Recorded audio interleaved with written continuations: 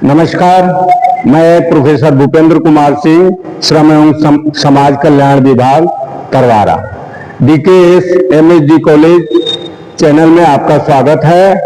मैं खासकर धनंजय बाबू का अभिवादन करता हूं और उनको धन्यवाद देता हूं कि उन्होंने मुझे इस कार्य के लिए उपयुक्त समझा कि मैं आकर के आप लोगों के सामने अपना क्लास अटेंड कर सकूं।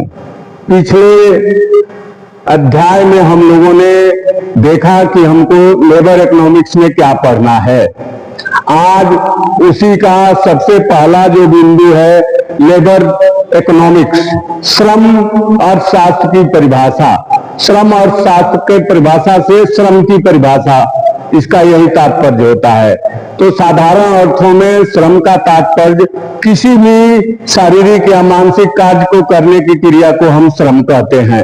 इसके अंतर्गत मनुष्य द्वारा किया गया कार्य भी सम्मिलित है और पशु के द्वारा किया गया कार्य भी सम्मिलित है।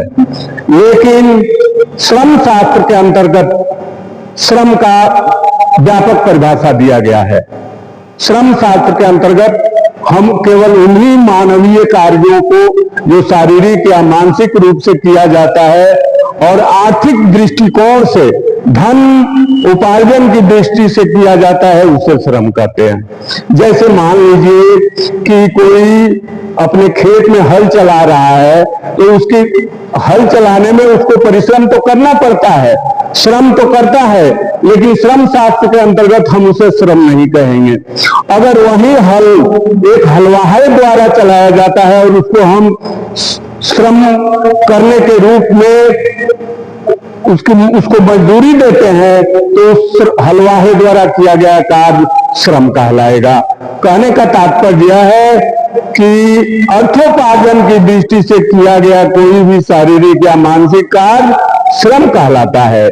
श्रम शास्त्र के अंतर्गत केवल मानवीय कार्यों को ही श्रम कहा जाता है, इसमें पशु द्वारा किया गया कार्य सम्मिलित नहीं किया जाता है। अब रह गई बात कि श्रम की विशेषताएं। श्रम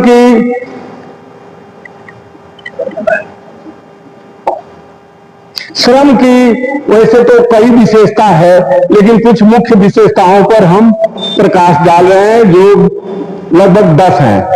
इसमें सबसे पहली विशेषता है कि श्रम उत्पादन का सबसे महत्वपूर्ण साधन है।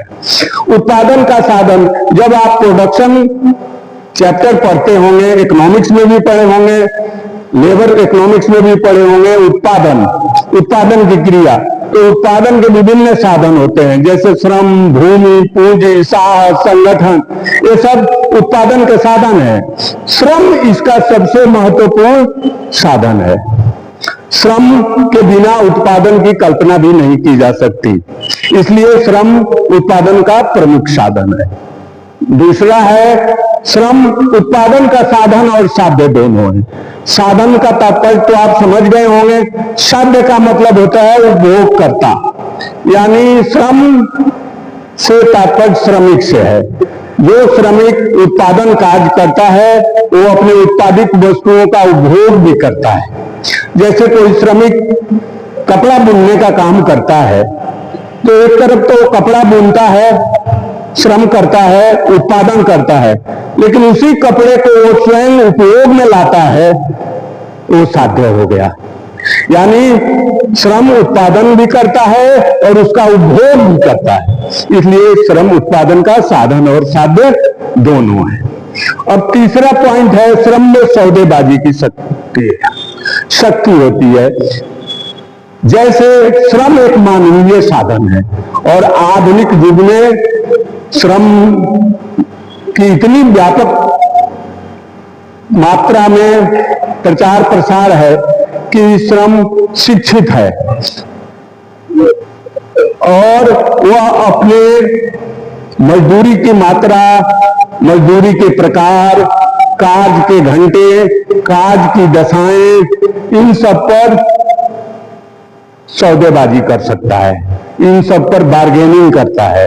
उद्योगपतियों के साथ एक नियोजक शब्द आता है और एक नियोजित में श्रम हो गए और नियोजक में मालिक हो गए, तो मालिकों से उसमें सौदेबाजी की शक्ति होती है। चौथा है श्रम उत्पादन का गतिशील साधन है। श्रम के तो अनेक साधन है, भूमि है, पूंजी है, साहस है, संगठन है, लेकिन भूमि, पूंजी, साहस, संगठन ऐसे साधन है जो गतिशील नहीं है, जिनको हम एक जगह से दूसरी जगह आसानी से नहीं ले जा सकते हैं। उत्पादन का श्रम ही ऐसा साधन है जो गतिशील है, इसको हम एक जगह से दूसरी जगह आसानी से ले जा सकते हैं, इसलिए श्रम उत्पादन का एक गतिशील साधन है। उसके बाद से आता है श्रम को संचित नहीं किया जा सकता। ये बहुत वेरी इंपॉर्टेंट चीज है, बहुत महत्वपूर्ण चीज है। किसान गेहूं का उत्पादन करता है, अपने खाने के लायक रख लेता है, बाकी बीज के लिए संचय कर देता है, संचित करता है भविष्य के लिए। लेकिन श्रम ही ऐसी वस्तु है जिसको हम संचित नहीं कर सकते हैं, जिसका संचय नहीं कर सकते हैं। अगर हम आज श्रम नहीं करें तो आज का श्रम हम कल नहीं कर सकते हैं, इसलिए श्रम को संचित नहीं किया जा सकता।